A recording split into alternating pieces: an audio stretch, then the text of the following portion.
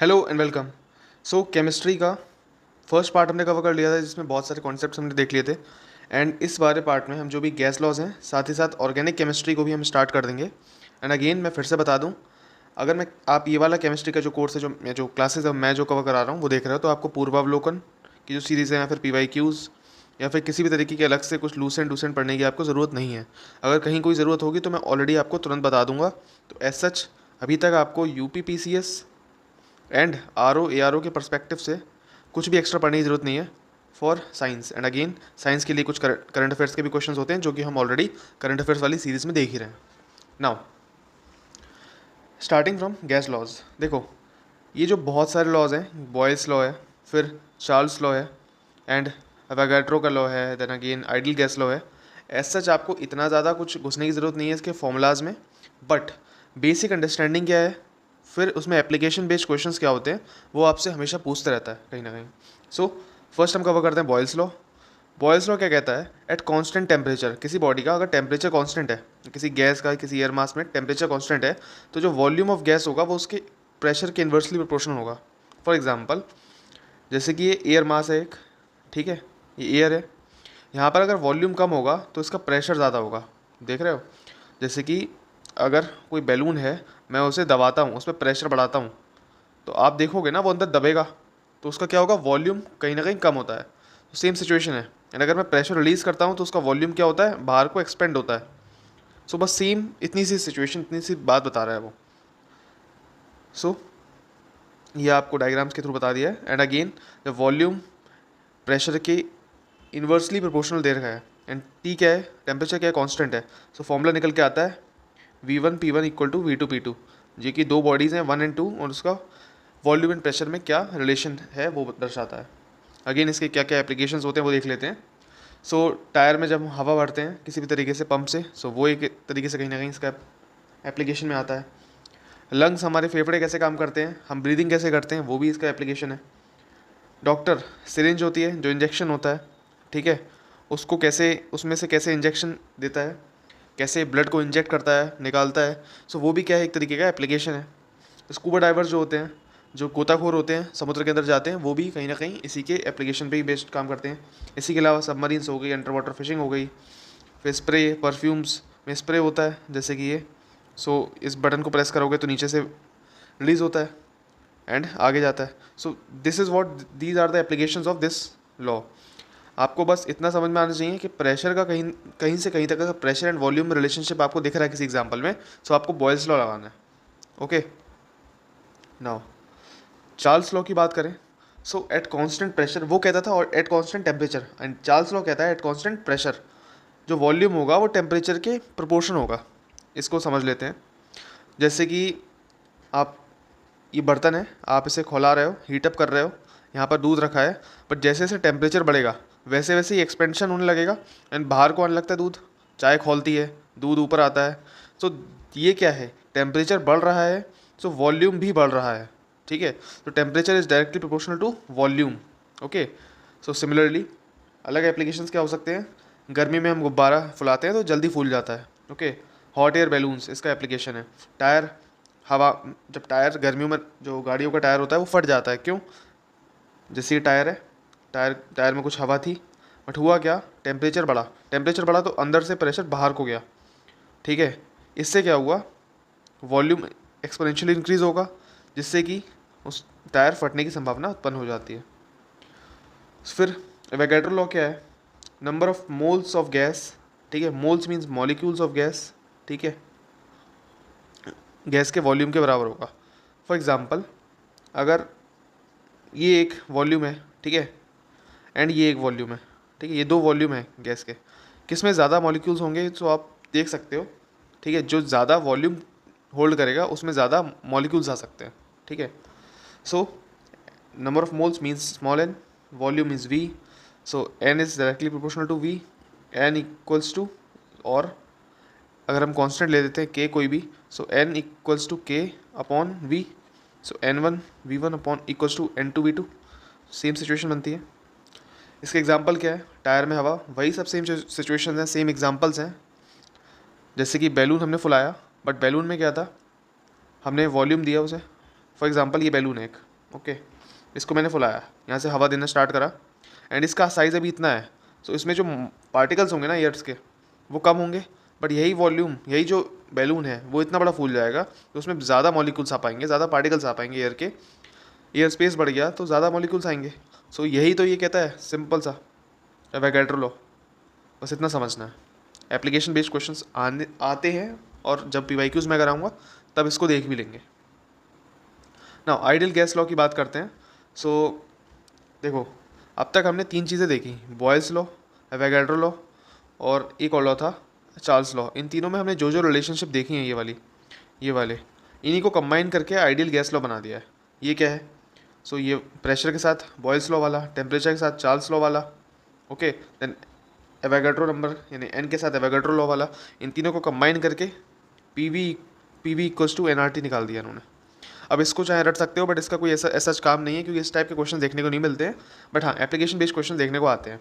अब जैसे कभी कोई ये पूछ लेता है कि क्या कोई गैस आज तक कोई भी ऐसी गैस है नेचुरली अकरिंग जो कि आइडियल गैस लॉस को फॉलो करती है? तो सीधी बात है, कोई भी आइडियल गैस नहीं है अर्थ पर। एंड आइडियल गैस क्या होती है? वही गैस जो आइडियल गैस लॉस को फॉलो करे, ठीक है। कल को ऐसा स्टेटमेंट घुमा के दे सकता है, आर इनर्ट गैस, ठीक है, inert gas are ideal gases, ठीक है। सो इज दिस करेक्ट और not? So it is not correct, क्योंकि कोई भी आइडियल गैस नहीं है। आइडियल सिचुएशन एक हाइपोथेटिकल सिचुएशन होती है, ठीक है, वो बस एक कपोल कल्पना है जो कि कभी सच नहीं होने वाली। नाउ डिफ्यूजन एक अलग टॉपिक, अलग मुद्दा। डिफ्यूजन क्या होता है? सिंपल बेसिक समझने हैं, ठीक है। Now movement of air part any type of particle from high to low concentration, CONC means concentration, okay. देखो फॉर एग्जांपल यहाँ पर हाई प्रेशर है, ठीक है, जब ज्योग्राफी में पढ़ते थे हम। सो विंड क्या करती है? High pressure to low pressure move करती है। सिमिलरली ये एक इंक्लाइंड प्लेन है, ठीक है। सो ये एक हाइट पर है, ये कम हाइट पर है, सो जो भी होगा रोल होते हुए नीचे आएगा। ये तो बेसिक सी चीज़ है। बट सिमिलरली अगर आप देखोगे बैलून्स में, ठीक है, अगर मैं बैलून में फुला के रख दूँ एंड यहाँ पर हाथ लगा दूँ, ओके, इसे बंद कर दिया मैंने उंगली से, ओके, बट जैसे जैसे मैं गैस रिलीज़ करूँगा तो ये बाहर को आएगी हवा, अंदर से बाहर को। वाई? इट इज़ बिकॉज क्योंकि अंदर क्या था? हाई प्रेशर था एंड बाहर क्या था? लो प्रेशर था, ठीक है। सो इसी तरीके से डिफ्यूजन भी वर्क करता है। It's a movement of particles from high to low concentration. इसमें आप डिफरेंट एग्जांपल्स देख सकते हो, KMnO4 का, Holi colour, atmospheric pressure, heating rod in water and cooking food. मैं समझा देता हूँ। फॉर एग्जांपल KMnO4 या फिर होली कलर्स की बात करते हैं। फॉर एग्जांपल आपने होली कलर्स के लिए कोई रंगीन कलर उठाया, गुलाबी, नारंगी जैसा भी, एंड एक बकेट लिया, उसमें पानी भरा हुआ है, उसमें आपने एक पैकेट को रिलीज़ कर दिया, वो यहाँ पर सेटल हो चुका है। सो एट अ मोमेंट एक बार को आपको ऐसा लगेगा कि बाकी पानी अभी भी ब्लू है, बट ये वाला एक छोटा सा हिस्सा है जो कि पिंक है या जिस भी कलर का है। बट धीरे धीरे क्या होगा? डिफ्यूजन होना स्टार्ट होगा, यहाँ से पार्टिकल्स रिलीज होंगे एंड वो धीरे धीरे पूरे में घुल जाएंगे, ठीक है। सो ये पूरा जो है process, it is called diffusion. यही सेम चीज़ आपको फॉलो करते हुए देख सकते हो हर एक सिचुएशन में, ठीक है। होली कलर्स में एटमॉस्फेरिक प्रेशर मैंने आपको थोड़ी देर पहले बताया था। देन अगर हीटिंग रॉड है, ठीक है, जैसे कि ये बकेट है, उसमें मैंने ये पानी भरा हुआ है बकेट में एंड मैंने हीटिंग रॉड डाल रखी है, ओके। सो यहाँ पर क्या है? ये तो गर्म है रॉड, पानी ये ठंडा था, ठीक है। तो धीरे धीरे आसपास के जो कंसनट्रेटेड जिसके आसपास का वाटर होगा वो गर्म होने लगेगा, देन और दूर का, थोड़ा और दूर का, देन धीरे धीरे करके पूरा का पूरा बाल्टी का पानी गर्म हो जाता है। सो ये सब एग्जांपल्स कहीं ना कहीं डिफ्यूजन के ही हैं, ओके। कुकिंग फूड, खाना गर्म करते हो, ठीक है, बर्तन में तो नीचे से गर्म होना स्टार्ट होगा, ठीक है। सिमिलरली अगरबत्ती की स्मेल, ओके, अगरबत्ती आपने जलाई है घर में, सो उसकी स्मेल कहाँ से कहाँ तक जाती है, वो एक सिचुएशन है। भोपाल गैस ट्रेजेडी भी कहीं ना कहीं इसी का एप्लीकेशन था, जैसे कि मिथाइल आइसोसाइनाइड फैक्ट्री से निकलना स्टार्ट होता है। सो यहाँ पर कंसनट्रेशन ज़्यादा होगा उसका एंड दूर कहीं ना कहीं मिथाइल आइसोसाइनाइड का कंसनट्रेशन कम होगा। सो उसका रिलीज़ होकर आगे फैलना ही कहीं ना कहीं डिफ्यूजन प्रोसेस ही है। सो इस टाइप के कहीं ना कहीं एप्लीकेशन बता देगा, देन पूछता है कि ये किस चीज़ का एप्लीकेशन है, तो डिफ्यूजन का है। इस टाइप से क्वेश्चंस बनते हैं। नाउ क्वेश्चन आता है, what is the relation between diffusion rate, मतलब डिफ्यूजन किस दर से आगे बढ़ता है, एंड डेंसिटी, घनत्व। सो देखो, atomic number is inversely proportional to diffusion rate. पहले तो ये समझो, ठीक है। एटॉमिक नंबर, किसी भी बॉडी का एटॉमिक नंबर जो होगा वो उसके डिफ्यूजन रेट के इन्वर्सली प्रोपोर्शन होगा। नाउ हाउ, ये एग्जांपल दिया है मैंने यहाँ पर। तो सपोज़ करो एक बैलून में हमने हाइड्रोजन गैस को फिल करा एंड दूसरे बैलून में हमने हीलियम गैस को फिल करा। इसका एटॉमिक नंबर होता है 1, इसका होता है 2, सब जानते हैं। सो एटॉमिक नंबर किसका ज़्यादा है? 2 वाले का ज़्यादा है, 1 वाले का ज़्यादा ऑब्वियसली। सो डिफ्यूजन रेट यानी कि जल्दी गैस बाहर कौन सी आएगी? सो वो आएगी हाइड्रोजन, ठीक है, क्योंकि उसका एटॉमिक नंबर उस हिसाब से था। Okay, now liquefaction of gases, ये भी एक छोटा सा टॉपिक है, फटाफट कर लेते हैं। सो गैसेस की बात करते हैं। गैस को एक निश्चित टेम्परेचर पे लाकर एंड एक निश्चित हाइट प्रेशर पे लाकर उसे हम लिक्विड में कन्वर्ट कर सकते हैं एंड इसी कंडीशन को, इसी प्रोसेस को हम बोलते हैं लिक्विफैक्शन ऑफ गैसेस, या लिक्विफिकेशन ऑफ गैसेस भी कहते हैं, लिक्विफैक्शन ऑफ गैसेस भी हो गया। So gases at low temperature and very high pressure tends to become and tends to acquire properties of liquid, ठीक है। एंड वो टेम्परेचर जिस पर गैस लिक्विड में चेंज हो जाए उस टेम्परेचर को बोलते हैं क्रिटिकल टेम्परेचर। सो ये दो चीज़ें हैं, छोटे से कॉन्सेप्ट थे, इतना ही है, इतना समझ लो कि मान लो कोई गैस है मेरे पास, ठीक है, ठीक है, ये गैस है, मैं इसको बहुत ही लो टेम्परेचर एंड बहुत ही हाई प्रेशर से निकाल दूँ, सो यही गैस क्या हो जाएगी? लिक्विड बन जाएगी। सिंपल इतना प्रोसेस है, ठीक है। दूसरा क्रिटिकल टेम्परेचर, एंड जिस टेम्परेचर से ही निकल के लिक्विड बन जाएगी उस टेम्परेचर को हम बोलेंगे क्रिटिकल टेम्परेचर। ये ऐसे बहुत बेसिक्स क्वेश्चन है, कभी कभी पूछ लेता है। नाउ रेडियो एक्टिविटी की बात करते हैं, ठीक है, ये आगे के टॉपिक्स हैं, इसके बाद हम ऑर्गेनिक केमिस्ट्री में चलेंगे।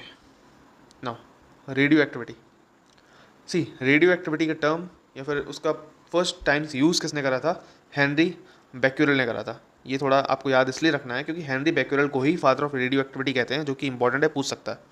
Again it is measured in Becquerel, यही सॉरी स्पेलिंग ये वाली होगी, BECQUERAL, ओके। सो ये क्यू होना चाहिए था। सो बैक्यूरेल्स की रेडियो एक्टिविटी की क्या है? यूनिट है। अगेन क्यूरी भी यूनिट है।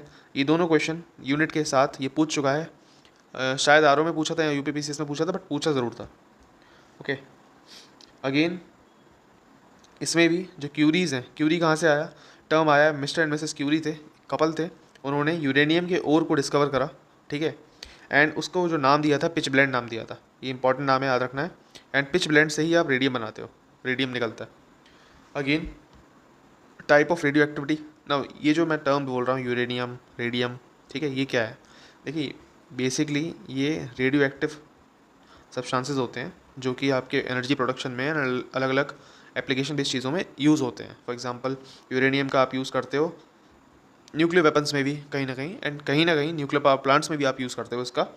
सो इनके अलग अलग यूजेस हैं, बट हम वही चीज़ पढ़ रहे हैं जो हमारे एग्ज़ाम पॉइंट ऑफ व्यू से ज़रूरी है। क्योंकि केमिस्ट्री की बात करें, केमिस्ट्री में अगर आरओ में देखा जाए तो 2-3 क्वेश्चन बनने हैं, यूपीपीसीएस में 4-5 क्वेश्चन हो जाएंगे मैक्स टू मैक्स, एंड उसमें भी इस टॉपिक से क्वेश्चन आएंगे शायद 1 या 2, मैक्स टू मैक्स 2, बहुत ही बुरी स्थिति में, एंड शायद 0 भी आए। सो हम उतना ही पढ़ेंगे जितना लिमिटेड रहे, ताकि बाकी जो इंपॉर्टेंट सब्जेक्ट्स हैं पॉलिटी वॉलिटी में उसमें इतना लोड ना पड़े। एंड मैं पर्सनली बता रहा हूँ कि इतना ही कर लेना, ज़्यादा मत करना। Type of radioactive rays की बात करते हैं। 3 टाइप की रेज होती हैं, alpha rays, beta rays and gamma rays, ठीक है। Alpha rays are positive rays, याद रखना, beta rays are negative rays and gamma rays are neutral rays. ऐसा मैं क्यों कह रहा हूँ, किस कारण से कह पा रहा हूँ, इसका रीज़न समझते हैं। फॉर एग्जांपल ये एक पाथ है, ओके, ये जो है वो पॉजिटिवली चार्ज पाथ है, एंड ये जो है ये प्लेट जो है नेगेटिवली चार्ज है, ओके, ये वाली प्लेट। नाउ यहाँ से अगर मैंने, ओके सॉरी, ये पॉजिटिवली चार्ज है, ये जो है नेगेटिवली चार्ज है। यहाँ से अगर मैंने अल्फा रेज गुजार दी, सो जो अल्फा रेज हैं वो कहीं ना कहीं नेगेटिव वाले के थ्रू अट्रैक्ट होगी। वहीं जब बीटा रेज गुजारूंगा तो वो कहीं ना कहीं पॉजिटिव वाले पार्ट की तरफ अट्रैक्ट होगी। सो ये जो चीज़ हो रही है इसी से आप पता लगाते हो कि अल्फा रेज कहीं ना कहीं पॉजिटिवली चार्ज रेज होती हैं एंड बीटा कहीं ना कहीं नेगेटिव होती है, एंड गामा रेज पे इतना कुछ फ़र्क नहीं पड़ता, इसलिए वो न्यूट्रल होती है।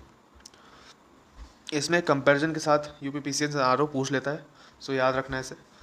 सो अगर हम पेनिट्रेटिंग पावर की बात करें, सही है, फॉर एग्जांपल अगर ये दीवार है, इस दीवार के आर पार कौन कितनी पावर के साथ पेनिट्रेट कर सकती है, कौन कर भी पाती है कौन नहीं भी कर पाती है। सो अगर देखोगे तो गामा रेज जो होती हैं वो सबसे ज़्यादा हाईली पावरफुल होती हैं। ठीक है, इसको मैं लिख देता हूँ यहाँ पर, बाद में जब नोट्स अपलोड होंगे तो सही से हो जाएगा। अल्फ़ा,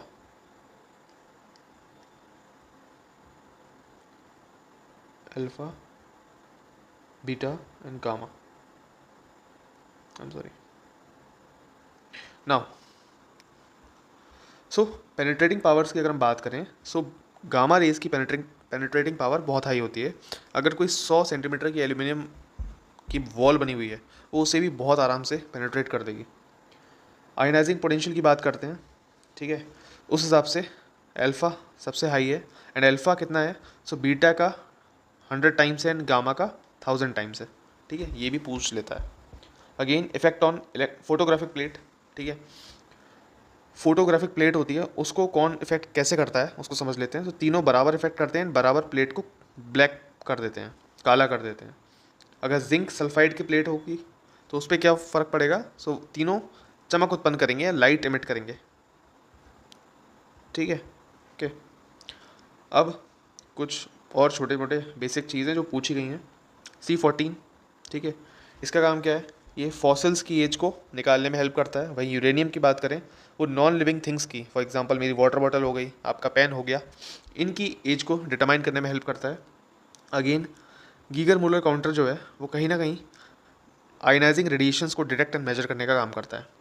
अब देखो, अब अगर बेसिक अभी देखा जाए तो रेडियो एक्टिविटी में हमने बेस सिंपल 1.5 पेज किया है। ठीक है, बट ये 1.5 पेज भी अपने आप में इनफ है क्वेश्चन को फंसाने के लिए, क्योंकि इसी टाइप के क्वेश्चन वो पूछता आया है। एंड इसी के साथ अब हम आते हैं ऑर्गेनिक केमिस्ट्री में।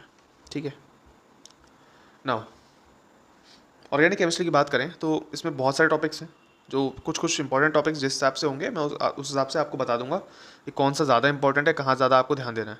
ठीक है, सो फर्स्ट टॉपिक है अल्कोहल एंड लिक्विड्स। ठीक है, अल्कोहल एंड लिक्विड तो आप जानते ही हो, ऑल ग्रुप के होते हैं, OH लास्ट में लगा हुआ होता है, ये पहचान होती है।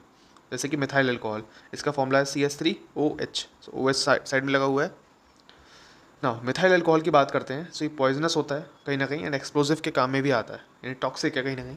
ठीक है, कभी पूछता है कौन सा अल्कोहल टॉक्सिक होता है, तो कहीं ना कहीं आपको जो भी आंसर होगा वो मिथाइल अल्कोहल ही है। ठीक है, इसके दूसरे नाम जो पूछता रहता है, सो वुड अल्कोहल याद रखना आप, wood naphtha and wood spirit, ये 3 नाम ज़रूर याद रखने हैं।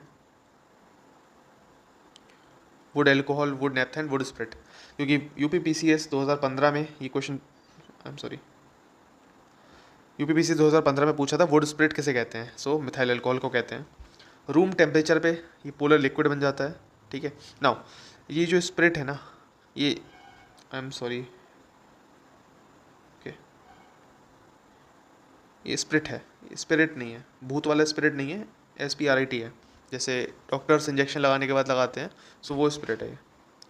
फिर ऑब्वियसली वाटर सॉल्यूबल है, अल्कोहल सा वाटर सॉल्यूबल ज़्यादातर। फिर इसका जो दूसरा यूज़ है वो मिथाइलेटेड स्पिरिट प्रिपरेशन में, सेम स्पिरिट से आप याद रख सकते हो, और ये चीज़ पूछी गई है ऑलरेडी। नाउ अगर आप इसे पी लेते हो, फॉर एग्जांपल किसी ने इंजेस्ट किया है, किसी ने पी लिया अगर मिथाइल अल्कोहल, तो होगा क्या, उसकी बॉडी की एसिडिटी बढ़ जाएगी एंड अगर ज़्यादा इसका कंजम्पशन करोगे तो पॉइजनस है, आपकी डेथ भी हो सकती है। ठीक है, एंड आँखें तो जाएंगी ही जाएंगी, blindness. So use as antifreeze for radiators in automobile, automobiles में यूज़ करते हैं इसे एज ए एंटी फ्रीज, मतलब जमे ना, रेडिएटर्स जो होते हैं वो जमे ना। ठीक है, सो सेम चीज़ होती है इथाइल अल्कोहल के लिए भी। इथाइल अल्कोहल में इथाइल अल्कोहल C2H5OH। ठीक है, फॉर्मूला याद रखने की ज़रूरत नहीं है, बट थोड़ा अंदाज़ा रखो, इथाइल मीन्स कार्बन के दो कार्बन होंगे एंड मिथाइल में कार्बन एक है। ठीक है, सो इथाइल अल्कोहल में क्या है, सेम चीज़ कि it is used in methylated spirit preparation and it is used as antifreeze for radiators in automobile, automobiles में यूज़ होता है, ऑटोमोबाइल्स मतलब कार ये सब।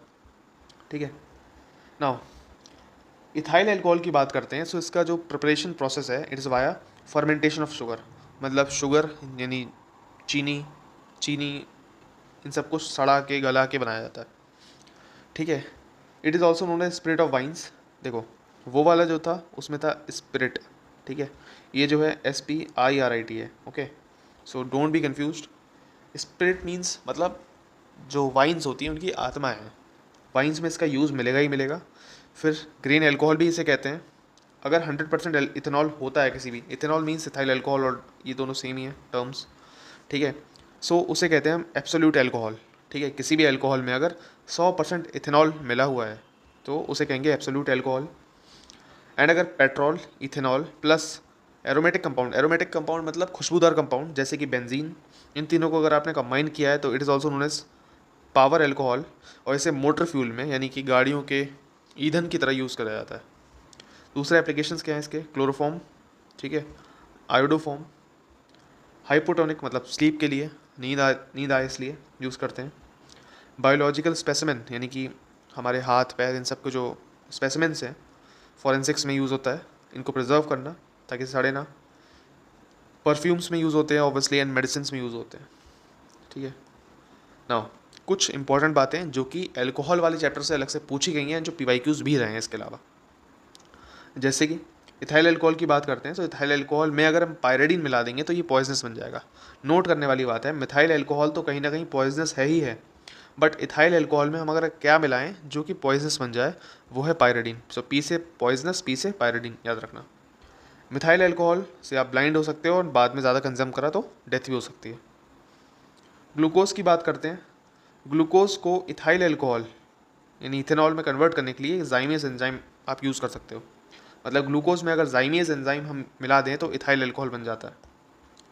फिर डिफरेंट टाइप्स की आपकी अल्कोहल्स हैं, उसका क्या परसेंटेज है, ठीक है, उसमें अल्कोहल का क्या परसेंटेज है, एंड उसको बनाने के लिए कौन कौन से रॉ मटेरियल्स यूज़ हुए थे ये आपको पता होना चाहिए। बिकॉज RO के 2016 के पेपर में सेम क्वेश्चन था कि बियर, ठीक है, बियर में कौन सा रॉ मटेरियल यूज़ होता है, तो बार्ले यूज़ होता है, ठीक है ना। इसके लिए भी कुछ है और मैं समझा दे रहा हूँ, देखो नाउ। सो इसको देखो कि जो रम है उसमें आप मोलेसेस यूज़ करते हो, ठीक है, RUM, एम से, रम के बाद में M आ रहा है, ठीक है। सो एम से क्या हो गया, मोलेसेस हो गया। किसी भी और अल्कोहल के बाद M नहीं आ रहा है, कहीं M आ रहा है लास्ट में, कहीं नहीं आ रहा है। सो मोलेसेस भी कहीं नहीं है, ठीक है। तो एटलीस्ट आपको ये याद हो गया, रम के बाद मीन्स मोलेसेस। सेकंड, ब्रांडी और शैम्पेन में ग्रेप्स यूज़ होते हैं। ब्रांडी एंड शैम्पेन में ग्रेप्स यूज़ होते हैं। सीडर मीन्स एप्पल, ठीक है। सीडर में क्या यूज़ होता है, apple as a raw material use होता है, एप्पल को सड़ा के बनाई जाती है। वहीं बियर एंड विस्की की बात करें तो आप बार्ले याद रखोगे, एंड कॉर्न फॉर विस्की याद रखना है ना। इसके अलावा जो कुछ इंपॉर्टेंट बातें, जैसे कि BRW की बात करें, BRW means brandy, rum and whisky. BRW ये जो तीन है इसमें 40% से अधिक तक अल्कोहल यूज़ होता है। जैसे कि रम में 45 to 55%, ब्रांडी में आप यूज़ करते हैं 40 to 50%, एंड अगेन विस्की में 40 to 50%। सो आप देख सकते हो BRW के जो बीच वाला रम है उसमें सबसे ज़्यादा यूज़ होता है, देन इन दोनों में तो 40-50 यूज़ होता है। फिर BCCI, board of cricket control of council of India. So ये जो है ना BCCI हमारा मैच कराता है, ऐसे याद रख लो। BCCI means what, BCCI means beer, BCCI means champagne then cider, beer, champagne and cider, ठीक है। इन तीनों में 10% से भी कम अल्कोहल यूज़ होता है, ठीक है।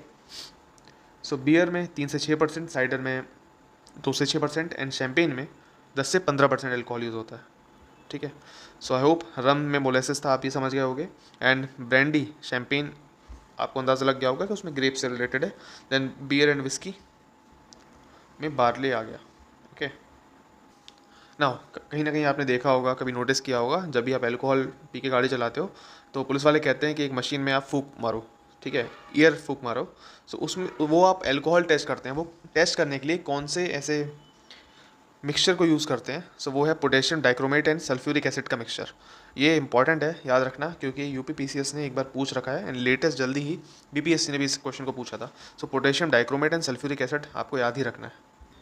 Now let's dig deep in polymers. So polymers की बात करने से पहले एग्जाम्पल से समझ लेते हैं कि पॉलीमर्स होता क्या है। देखो फॉर एग्जांपल ये एक मॉलिक्यूल है किसका, इथाइलिन का, ठीक है। सो ऐसे इथाइलिन के बहुत सारे मॉलिक्यूल्स को अगर मैं साथ में जोड़ता चलूँ एक के बाद एक ऐसे, तो जब तक ये दो थे, सो ये तो दो मॉलिक्यूल थे, यानी कि बाई इथाइलिन हो सकता था। तीन हो गए तो ट्राई हो गया, क्वाड्रा हो गया, बट ये बहुत सारे जब एक बार हो गए, सो इसको हम पॉली कह सकते हैं, पॉली इथाइलिन। पॉली मीन्स बहुत सारे, ओके। पॉलीमर मीन्स एक चेन, बहुत सारे मॉलिक्यूल्स की एक चेन, ऐसा समझ सकते हो। अभी ये चेन है, ये जो मॉलिक्यूल्स का एक चेन है, ग्रुप है, वो नेचुरल भी अकरिंग भी हो सकता है एंड आर्टिफिशियल या मैनमेड भी हो सकता है। ठीक है, नेचुरल की बात करते हैं, जब नेचुरल होगा तो बायोडिग्रेडेबल भी होगा, ऑब्वियस सी बात है। सो कुछ ऐसे पॉलीमर्स, ठीक है, जो कि नेचुरल अकरिंग है, साथ ही साथ उन पॉलीमर्स में कौन सा एक रॉ मटेरियल, एक बेसिक जो है कंपाउंड है, यानी बेसिक मॉलिक्यूल है जो यूज़ होता है। फॉर एग्जांपल अभी पॉलीथाइलिन में हमने देखा, पॉलीथाइलिन में एथाइलिन एक बेसिक मॉलिक्यूल था। ठीक है, उसी तरीके से हम देखेंगे बहुत सारे। स्पोरोपोलिन की बात करते हैं। ठीक है, ये केमिकली मोस्ट इनर्ट है। इनर्ट मीन्स ये इजीली रिएक्ट नहीं होता है। ठीक है, सिमिलरली प्रोटीन की बात करें, सो प्रोटीन में जो बेसिक मॉलिक्यूल होता है वो होता है अमीनो एसिड। स्टार्च, ग्लाइकोजन या सेलुलोज की बात करते हैं, उसमें जो बेस होता है वो कहीं ना कहीं ग्लूकोज बिल्ड करता है। ठीक है, एंड जब हम सेलुलोज की बात करते हैं तो cellulose is a form of carbohydrate, याद रखना, बिकॉज ये भी पीसीएस ने अलग से पूछा है ऐसे। वहीं चिटिन की बात करें, ठीक है, so N acetyl amino glucose, N acetyl amino glucose, याद रखना ये टर्म, क्योंकि ये एक बेस है और जिसको जोड़ जोड़ के बाद में चिटिन का फॉर्मेशन होता है, चिटिन पॉलीमर है। ठीक है, न्यूक्लिक एसिड जैसे कि DNA, deoxy ribo nucleic acid, RNA means ribose nucleic acid. ठीक है, सो ये क्या है, सो न्यूक्लिक एसिड में जो न्यूक्लियोटाइड्स होते हैं वो फॉर्म करते हैं एक बेस, एक बिल्डिंग ब्लॉक्स। सो मेरे कहने का बेस से मतलब ये है, फॉर एग्जांपल दीवार है, तो दीवार कैसे बनती है, अलग अलग ईंटों को जोड़ के बनती है। ठीक है, सो ठीक है, सो न्यूक्लियोटाइड जो थे वो एक ईंट थी, वहीं दीवार जो थी पूरी वो क्या वो थी न्यूक्लिक एसिड थी। ठीक है, इस टाइप से नेचुरल रबर में एक ईंट का, एक ब्रिक का या एक बेस का या एक सिंपल मॉलिक्यूल का काम कौन कर रहा है, मोनोमर कौन है, वो है आइसोप्रोपेन। ठीक है, वहीं पॉलीमर कौन है, वो है नेचुरल रबर। पॉलीथाइलिन या पॉलीथीन की बात करते हैं तो उसमें थाइलिन है। टेफ्लॉन, टेफ्लॉन में पॉली टेट्राफ्लोरोएथाइलिन है, जो एक तरीके का फ्लोरोकार्बन है, जो कि आपने अलग से पूछ रखा है यूपीपीसीएस ने। ना पॉली टेट्राफ्लोरोइथाइलिन की बात करते हैं या टेफ्लॉन की बात करें, टेफ्लॉन का यूज़ जो होता है वो नॉन स्टिक बर्तन में या फिर नॉन स्टिक यूटेंसिल्स में काम आता है। ठीक है, क्यों, क्योंकि ये रिएक्ट नहीं करता और ये चिपक जाता है अच्छे से, एक स्मूथ सर्फेस प्रोवाइड करता है। तो यहाँ से एक मिनट, यहाँ से आर्टिफिशियल शुरू हो चुके हैं पॉलीथाइलिन से, फिर हमने टेफ्लॉन देखा, अब पॉलीविनाइल क्लोराइड या फिर पीवीसी जिसे कहते हैं। पीवीसी पाइप्स आपने नाम सुना होगा एड्स में या फिर घर पे लगाए होंगे। सो पीवीसी, उसमें जो बेस होता है या मोनोमर कौन सा होता है, वो है विनाइल क्लोराइड।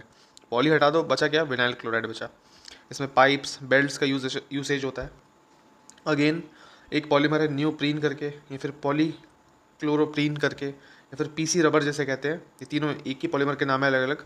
उसमें जो मोनोमर है वो यूज़ होता है क्लोरोप्रीन। ठीक है, इंपॉर्टेंट है सारे मोनोमर से याद रखना, क्योंकि 2-3 क्वेश्चन आपको आराम से मिलेंगे, 1-2 क्वेश्चन यहाँ से।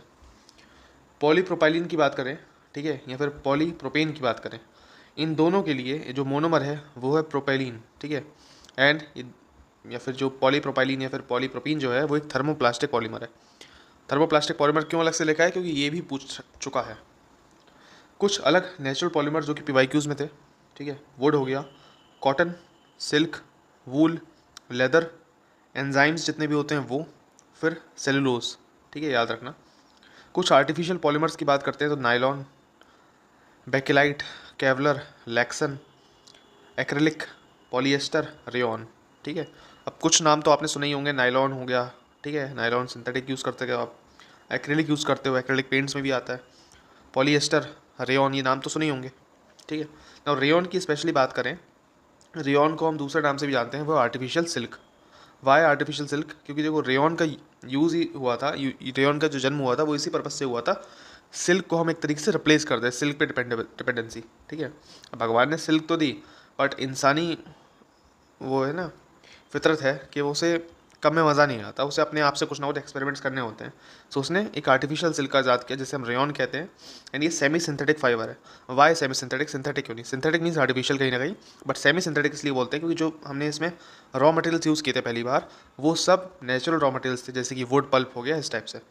सो वुड पल्प से बनाया जाता है सेमी सिंथेटिक फाइबर, जिसे हम आर्टिफिशियल सिल्क भी कहते हैं, उसका नाम क्या है, rayon.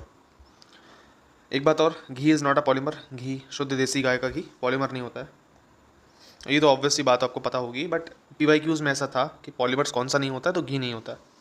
Again polycarbonate for making CD, compact disc होती है CD DVD, उसको बनाने के लिए हम किसका यूज़ करते हैं, तो पॉलीकार्बोनेट्स का यूज़ करते हैं, जो कि एक तरीके से कार्बोनेट्स मोनोमर की चेन्स होती हैं। फिर एक्रेलिक की बात कर रहे हैं, ये एक सिंथेटिक फाइबर है जो कि नेचुरल वूल को रिजेंबल करता है। जैसे कि हमने देखा रेयॉन सिल्क को रिजेंबल करता है, वही एक्रेलिक जो है वो नेचुरल वूल को रिजेंबल करता है। नायलॉन की बात करते हैं, nylon is the first complete synthetic fibre, ठीक है। दुनिया का पहला कंप्लीट सिंथेटिक फाइबर जो है वो नायलॉन है, जिसमें किसी भी तरीके से हम नेचुरल प्रोडक्ट्स का यूज़ नहीं करते, सब आर्टिफिशियल ही होता है, ठीक है, रॉ मटेरियल्स। इसके एप्लीकेशन क्या होते हैं, गारमेंट्स में, कपड़े उपड़े में, सॉक्स होते हैं नायलॉन के, टी शर्ट्स होती हैं। फिर जो भी ब्रश होता है दांत मांजने वाला, कपड़े धोने वाला, उसके जो फाइबर्स होते हैं वो होते हैं। स्लीपिंग बैग्स होते हैं अलग अलग, उसमें नायलॉन्स का होता है भरा हुआ। अगेन जब हम वार्म क्लोथिंग की बात करते हैं, तो जैकेट्स आती हैं गर्म वाली, उसके अंदर जो सॉफ्ट सी, जैसे जैकेट है, जैकेट के बीच में जो सॉफ्ट सी हम कुछ नहीं करते हैं उसे वार्म रखने के लिए, वो भी नायलॉन का होता है। और थर्मोप्लास्टिक्स की बात करते हैं, कौन कौन से थर्मोप्लास्टिक्स हैं, कौन सा थर्मोप्लास्टिक नहीं है, ये भी PYQ में था। ओके, थर्मोप्लास्टिक, टेफ्लॉन, पॉलीस्टरीन, पॉलीथीन, ये तीनों थर्मोप्लास्टिक है। Neoprene is not a thermoplastic, ये इंपॉर्टेंट है, याद रखना क्योंकि PYQs में था। अगेन एक और थर्मोप्लास्टिक है जैसे कि पॉलीथाइलिन टेट्राफ्लेट। नाउ ये जो थर्मोप्लास्टिक है, पॉलीइथिलीन टेट्राफ्थलेट, PET या PET कहते हैं इसे, ये वूल और कॉटन के साथ इसे हम ब्लेंड कर सकते हैं। यस, बॉटल्स इसकी जो बनाएंगे हम, इससे जो बॉटल्स बनेंगे अलग अलग, उसे रिसाइकिल किया जा सकता है। यस, क्या ये अल्कोहल स्टोरेज के लिए सूटेबल है, नहीं, ठीक है, it is not suitable for alcohol. ये UPSC में पूछा था ये क्वेश्चन, तो वहाँ से मैंने स्टेटमेंट्स निकाली हैं, तो ध्यान से देख लेना। और इसमें क्या क्या एप्लीकेशन हो सकते हैं इसके, क्लोथिंग में, शूज़ में, कारपेट्स, फर्नीचर, ऑटोमोबाइल के पार्ट्स में हम इसे यूज़ करते हैं। फिर कुछ बुलेट प्रूफ जैकेट्स होते हैं, बुलेट प्रूफ विंडोज़ होती हैं, उनको हम कैसे बनाते हैं या कौन से पॉलीमर्स यूज़ होते हैं। सो 2 टाइप के पॉलीमर्स तो आप याद रखना, एक तो पॉलीएमाइड एंड केवलर। ये दोनों कहीं ना कहीं इनका यूज़ जो होता है वो बुलेट प्रूफ वेस्ट या जैकेट में बनाने में होता है, ठीक है। पॉली पैराफिनाइलिन ट्रिपेथाइलामाइड, ये जो अमाइड वापस आ गया ना, ऐसे याद रख लो, अमाइड कहीं आ गया तो वो बुलेट प्रूफ जैकेट बनाने में काम आएगा। वहीं पर जो क्वेश्चन दिया था UPPCS ने शायद, उसमें ऑप्शन में था, क्वेश्चन था ये कि बुलेट प्रूफ विंडो बनाने में क्या काम आता है, उसमें ये जो एमाइड वाला है ना, पॉलीएमाइड, ये भी था। सो उन्होंने इसको आंसर नहीं माना, उन्होंने माना है आंसर पॉलीकार्बोनेट को। सो अगर बुलेट प्रूफ विंडो आता है तो लैमिनेटेड ग्लास एंड पॉलीकार्बोनेट्स आप यूज़ कर सकते हो उसका आंसर, एंड पॉलीकार्बोनेट्स उसको दूसरा टर्म है लेक्सान, ठीक है। ओके, सो लेक्सान आप याद रखना है, फिर याद रखना है केवलर एंड पॉलीएमाइड, ठीक है। फिर एक पॉलीमर होता है जिप्टल नाम का, ठीक है। It is used in manufacturing paints and lacquer. Lacquer means जो वुड एंड मेटल की कोटिंग करते हैं ऊपर से, सो उसमें काम आता है, ठीक है। ये चीज़ आपने वहाँ भी देखी होगी, जब हम टर्माइट्स को हम मतलब जो कीड़े लग जाते हैं ना, टर्माइट्स लग जाते हैं वुड्स पर, उसको उससे बचाने के लिए हम वुड पे एक पेंट टाइप का करते हैं, कोटिंग करते हैं, तो उसमें भी इसका यूज़ होता है लैक्वेयर का, जिप्टल का। ओके, सिल्क की बात करते हैं। सिल्क में 2 टाइप के प्रोटीन पाए जाते हैं, फिब्रोइन एंड सेरिसिन, ठीक है। देखो प्रोटीन्स हमने अभी देखा था कि पॉलीमर होते हैं ऑब्वियसली, ठीक है। एंड ये जो दोनों प्रोटीन है, फिब्रोइन एंड सेरिसिन, ये दोनों प्रोटीन है एंड दोनों पॉलीमर है। सो पॉलीमर्स कैसे, नेचुरल पॉलीमर्स हैं, याद रखना। फिर एक पॉलीमर है बिस्फेनॉल ए, ठीक है। एक पॉलीकार्बोनेट है use in food packaging material, ठीक है, UPSC में पूछा था तो मैंने वहाँ से निकाल दिया इसे। फिनॉल की बात करते हैं, it is use in manufacturing of bakelite, ठीक है। बेकेलाइट जो है उसका दूसरा नाम क्या है, फिनॉल फॉर्मल्डिहाइड रेजिन, ठीक है, याद रखना। बेकेलाइट एक पॉलीमर है जिसका मोनोमर कौन सा है, फिनॉल फॉर्मल्डिहाइड रेजिन। ये पूछ चुका है UPPCS, इसलिए सो अभी तक केमिस्ट्री में हमने इतना कवर कर लिया है, हमने ऑर्गेनिक केमिस्ट्री थोड़ी बहुत कवर कर ली है, जो बेसिक कुछ बचता है वो हम आगे कवर कर लेंगे। पॉलीमर्स हमारे कवर हो चुके हैं, उससे पहले जो फिजिकल केमिस्ट्री थी वो कवर हो चुकी है now, and radio active parts था वो भी कवर हो चुका है now. Firstly I am very sorry क्योंकि वीडियोस बहुत डिले हो रही हैं, लेट हो रहा है, क्योंकि जो नी वाली जो कंडीशन थी मेरी, ठीक है, घुटने में चोट थी, वो अभी तक सही नहीं हुई है, उसमें कुछ और प्रॉब्लम हो गई है। अगेन मेरी कोशिश यही है कि इस महीने कवर कर दूं केमिस्ट्री, बट देखते हैं कब तक कवर होगी। साथ ही साथ मार्च का हमने करंट अफेयर्स का कवर कर लिया था, मार्च के बाद अब हम अप्रैल का कवर करेंगे, जो पीछे का रह गया है फरवरी एंड जनवरी का, उसको हम बाद में देखते हैं, क्योंकि ऐसा सुनने में आया है कि यूपीपीसीएस का जो एग्ज़ाम है जो जुलाई में होना था वो अक्टूबर में शिफ्ट हो सकता है, एंड आरओ वाला जो पार्ट था वो नवंबर में जा सकता है। अभी कुछ मुझे भी नहीं पता, किसी को भी नहीं पता, इसलिए मेरी कोशिश ये है कि एटलीस्ट जो भी ट्रेंड है उस हिसाब से हम फटाफट अप्रैल का कवर कर लें, एंड जो टाइम मिलेगा नेक्स्ट मैगज़ीन में, मई वाली मैगज़ीन जब तक आएगी उसके बीच में हम फटाफट जनवरी एंड फरवरी को भी देख लेंगे। ठीक है, सो आई होप आपको ये समझ में आए होंगे टॉपिक्स। अगेन चिंता मत करना, पूर्वावलोकन आपको पढ़ने की ज़रूरत नहीं पड़ेगी जब तक आप ये वाली वीडियोस देख रहे हो। साथ ही साथ PYQs एस देखने की ज़रूरत नहीं पड़ेगी, क्योंकि जब मैं PYQ वाली सीरीज़ लाऊंगा तो मैं PYQs को एज इट इज़ क्वेश्चन के साथ वहीं पर मार्क करके समझा दूंगा, तो आपकी PYQs की रीडिंग भी हो जाएगी। Second thing and third thing जो कि इंपॉर्टेंट कहीं ना कहीं है, जो कुछ वीडियोस बचती हैं, फॉर एग्जांपल यूपी स्पेशल, जो आप पूछ रहे थे कि यूपी स्पेशल कब आएगा, कैसा आएगा, तो एग्ज़ाम के हिसाब से देख लेंगे कब कराना है। But I promise UP special में उतना ही कर लेना जितना मैं कराऊंगा, क्योंकि मैं जो कराऊंगा वो बिल्कुल टू द पॉइंट चीज़ें होंगी, जैसा पूछता है प्रीलिम्स में वैसा ही होगा। Obviously paper 5 and paper 6 mains के लिए नहीं करा रहा हूँ, प्रीलिम्स के लिए करा रहा हूँ, तो वही कराऊंगा जो कि आता है प्रीलिम्स में। ठीक है, एंड अगेन हमारे तरीके से करेंगे, ट्रिक्स के साथ, निमोनिक्स के साथ, ताकि याद करने में आसानी हो, लोड ना बढ़े। ठीक है, सो आई होप अब तक समझ में आया है। सो मिलते हैं नेक्स्ट वीडियो में।